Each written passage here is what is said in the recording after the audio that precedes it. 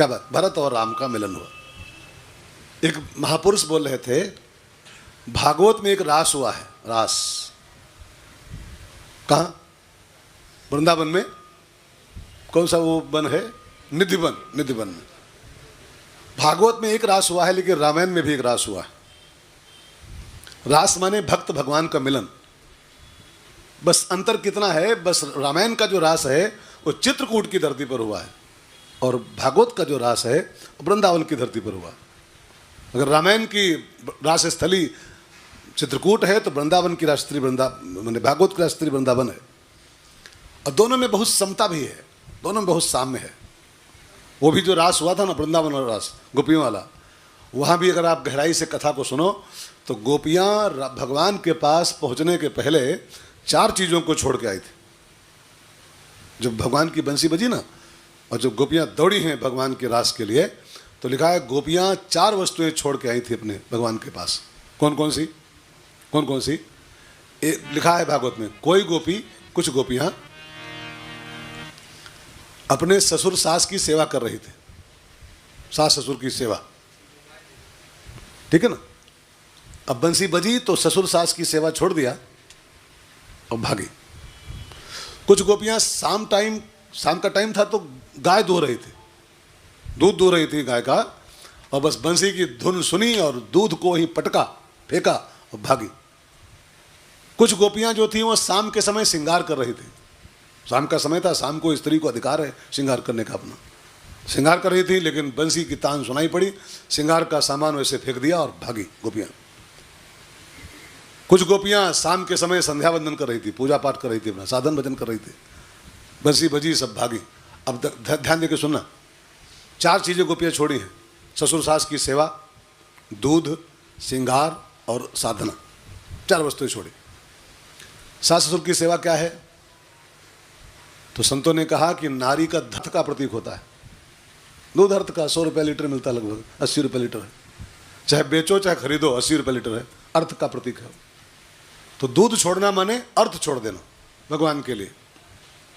श्रृंगार के पीछे काम होता है, मेकअप के पीछे ही काम भावना छिपी होती है।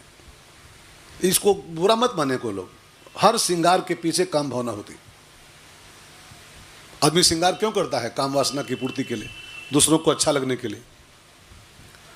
इसको अन्यथा मत लेना, बुरा मत मान के सुनेगा। श्रृंगार का मूल ही काम है, मेकअप का मूल ही काम है। तो श्रृंगार छोड़ के भागी मीन्स काम छोड़ के भागी। और इंसान साधना करता है मोक्ष के लिए, अपने मुक्ति के लिए, साधना छोड़ दिया भगवान के लिए, मैंने मोक्ष भी छोड़ दिया। तो धर्म छोड़ा, अर्थ छोड़ा, काम छोड़ा और मोक्ष छोड़ा, तब रास हुआ है भागवत का रास। और यहाँ देखो, कल आप सुन रहे थे चित्रकूट का भी रास कैसे हुआ है, जब भरत जी इन 4 चीज़ों को छोड़ के आए प्रयागराज की धरती पर। धर्म ना, धर्म नहीं चाहिए हमको, धर्म ना, अर्थ ना, काम रुचि, गति न चाहूं निर्वाण, जन्म जन्म रति राम पद यह वरदान, यह वरदान। धर्म न अर्थ न काम रुचि, गति न चाहो निर्वाण, जन्म जन्म रति राम पद यह वरदान, यह वरदान। धर्म अर्थ काम मोक्ष 4 का त्याग करके ही भगवान के साथ मिलन होता है। और आप लोग भी, हम लोग भी इन कथाओं को सुनते सुनते फैसला करें कि अगर भगवान के साथ रास करना है, भगवान की प्राप्ति करनी है, तो आपको इन 4 का लफड़ा छोड़ना पड़ेगा। धर्म भी छोड़ो, अर्थ भी छोड़ो, काम भी छोड़ो और मोक्ष का लफड़ा भी छोड़ो। मोक्ष भी नहीं चाहिए हमको। अगर मोक्ष का भी लफड़ा पाल लिया दिमाग में कि हमको मोक्ष चाहिए, तो मोक्ष मिलेगा, भगवान नहीं मिलेंगे। मोक्ष मिल जाएगा, भगवान नहीं मिलेंगे। खुला खुला सूत्र ये है कि भगवान का अगर कोई भी सब्स्टिट्यूट आपके पास है, इसको ध्यान रखकर सुनेगा, अगर भगवान का कोई भी विकल्प लेके चल रहे हो जिंदगी में कि ये हमको चाहिए, ये चाहिए, तो भगवान नहीं मिलते। भगवान कहते हैं आपके सारे सब्स्टिट्यूट पहले शट डाउन होने चाहिए। भगवान ही केवल चाहिए हमको, इसके अलावा कुछ नहीं चाहिए, कुछ नहीं, मुक्ति भी नहीं चाहिए, वैकुंठ भी नहीं चाहिए, तब भगवान की प्राप्ति होती है।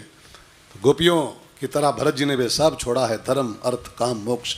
जब चित्रकूट की धरती पर भरत और राम का दिव्य रास हुआ है, मिलन हुआ है, मिलन का ही नाम रास होता है। और जब मिले दोनों भाई तो गोस्वामी जी यहाँ पर एक बहुत प्यारी चौपाई लिखे हैं। दोनों भाई जब मिले, गले लगे, तो उस समय क्या हाल था, क्या सिचुएशन थी दोनों भाई के बीच में, एक चौपाई में लिखा हुआ है। पढ़िए सब लोग। सब तो डूबे हैं, लेकिन गोस्वामी जी लिख रहे हैं कि दोनों भाई मिले तो क्या हुआ। तो गोस्वामी जी कहते हैं, परम प्रेम